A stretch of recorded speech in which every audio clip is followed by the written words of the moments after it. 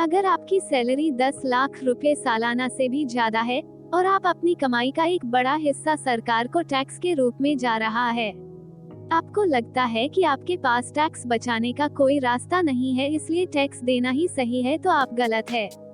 अगर आपकी सैलरी 10.5 लाख रुपए सालाना भी है, तब भी आपको टैक्स के रूप में 1 रुपया भी नहीं देना होगा। आइए यहाँ आपको बताते हैं आसान कैलकुलेशन। 10 लाख रुपए की सैलरी पर भी नहीं देना होगा टैक्स। इसके लिए आपको सेविंग और खर्चों को इस हिसाब से रखना है ताकि आप उस पर मिल रही टैक्स छूट का पूरा फायदा उठा सके। हम आपको बहुत आसान शब्दों में ये तरीका समझाने जा रहे हैं, जिसके बाद आप अपनी टैक्स देनदारी को जीरो कर सकते हैं। चलिए समझते हैं। मान लीजिए कि आपकी सैलरी 10,50,000 रुपए सालाना है और आपकी उम्र 60 साल से कम है, मतलब आप 30% स्लैब में आएंगे। सबसे पहले आप स्टैंडर्ड डिडक्शन के रूप में 50,000 रुपए घटा दीजिए।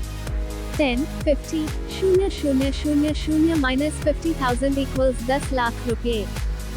इसके बाद 80C के तहत आप 1.5 लाख रुपए बचा सकते हैं। इसमें आप EPF, PPF, ELSS, NSC में निवेश और 2 बच्चों के ट्यूशन फीस के रूप में आप सालाना 1.5 लाख रुपए तक की रकम पर इनकम टैक्स में छूट का लाभ उठा सकते हैं। 10 मिलियन 150,000 इक्वल्स 8,50,000 रुपए। अगर आप अपनी तरफ से नेशनल पेंशन सिस्टम या NPS में सालाना 50,000 रुपए तक निवेश करते हैं, तो इनकम टैक्स कानून के सेक्शन 80CCD 1B के तहत आपको अलग से इनकम टैक्स बचाने में मदद मिलती है। 8,50,000 माइनस 50, 0,000 8 लाख रुपए। अगर आपने होम लोन ले रखा है तो इनकम टैक्स के सेक्शन 24B के तहत आप 2 लाख के ब्याज पर टैक्स छूट क्लेम कर सकते हैं। 8 लाख माइनस 2 लाख, 6 लाख रुपए। इनकम टैक्स के सेक्शन 80B के तहत जीवन साथी, बच्चों और अपने लिए प्रिवेंटिव हेल्थ केयर चेकअप की कॉस्ट सहित हेल्थ इंश्योरेंस प्रीमियम के लिए 25,000 रुपए तक डिडक्शन क्लेम कर सकते हैं। इसके अलावा अगर माता पिता के लिए हेल्थ इंश्योरेंस खरीदते हैं तो 50,000 रुपए तक अतिरिक्त डिडक्शन पा सकते हैं। शर्त यह है कि माता पिता सीनियर सिटीजन हो। 6 लाख माइनस 75,000, 5,25,000 रुपए। 6 इनकम टैक्स के सेक्शन 80G के तहत आप संस्थाओं को दान के रूप में या चंदे के रूप में दी गई रकम पर टैक्स डिडक्शन क्लेम कर सकते हैं। मान लीजिए आपने 25,000 रुपए का चंदा दिया तो इस पर टैक्स छूट ले सकते हैं। हालांकि दान या चंदे को पुख्ता करने के लिए आपको दस्तावेज जमा कराने होंगे।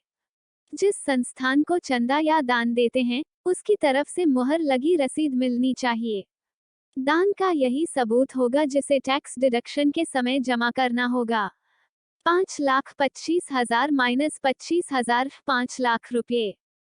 तो अब आपको 5 लाख रुपए की आय पर ही टैक्स का भुगतान करना होगा और आपकी टैक्स देनदारी 12,500 रुपए 2.5 लाख का 5% होगी।